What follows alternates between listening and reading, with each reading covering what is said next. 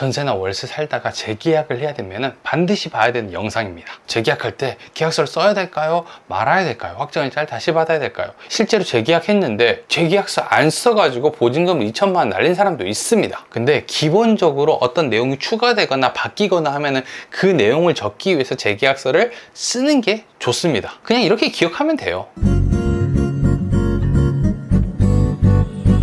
전세나 월세 살다가 재계약을 해야 되면 반드시 봐야 되는 영상입니다. 재계약할 때 다시 계약서를 써야 될까? 확정일자를 다시 받아야 될까? 이 질문을 진짜 많이 받는 질문인데 아직 이걸 헷갈려 하시는 분들이 많습니다. 그래서 정리를 딱 해볼게요. 재계약할 때 계약서를 써야 될까요? 말아야 될까요? 확정일자를 다시 받아야 될까요? 이렇게 제가 질문을 받게 되면 제가 다시 한번 질문을 해요.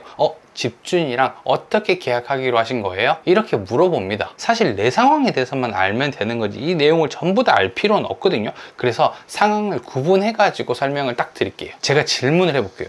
집주인이랑 어떻게 계약하기로 했나요? 저희는 그냥 말 안 하고요, 날짜가 다 돼갑니다. 이게 첫 번째 경우예요. 이런 걸 묵시적 갱신이라고 하는데 서로 말을 하지 않았는데 재계약이 되는 경우가 있어요. 예를 들어서 오늘이 8월 1일인데 만기일이 8월 3일인데 서로 연락을 안 했어요.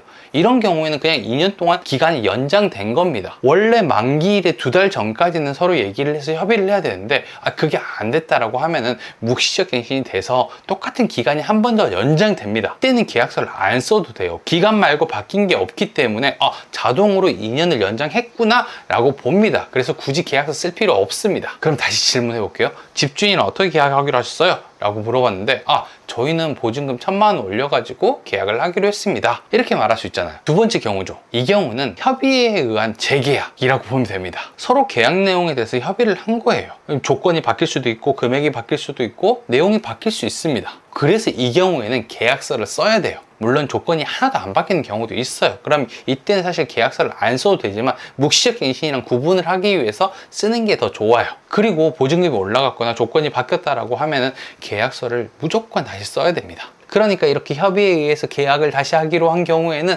계약서를 써야 된다라고 알고 있으면 돼요. 그리고 또 하나, 보증금이 변경됐으면 계약서를 쓴 다음에 확정일자도 반드시 다시 받아야 됩니다. 계약서 들고 동사무소 가갖고 임대차 신고하시면 돼요. 또 한 번 더 물어볼게요.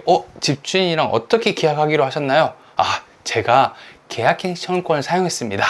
이게 이제 세 번째 경우예요. 계약갱신 청구권을 사용한 경우인데 계약갱신 청구권을 사용해서 재계약을 한 경우에도 계약서를 다시 써야 됩니다. 일단 조건 하나가 추가된 거잖아요. 계약갱신 청구권을 사용했다. 이거를 넣기 위해서 계약서를 다시 씁니다. 이때도 협의에 대한 재계약이랑 똑같이 금액이 바뀌고 안 바뀌고 이런 게 중요한 게 아니라 계약 갱신 청구권을 사용했기 때문에 이 내용을 넣기 위해서 써야 한다 라고 생각하면 됩니다. 사실 재계약 같은 경우는요, 계약서를 써야 되는 경우도 있고 안 써야 되는 경우도 있어요. 근데 기본적으로 어떤 내용이 추가되거나 바뀌거나 하면은 그 내용을 적기 위해서 재계약서를 쓰는 게 좋습니다. 그냥 이렇게 기억하면 돼요. 실제로 재계약했는데 재계약서 안 써가지고 보증금 2천만 원 날린 사람도 있습니다.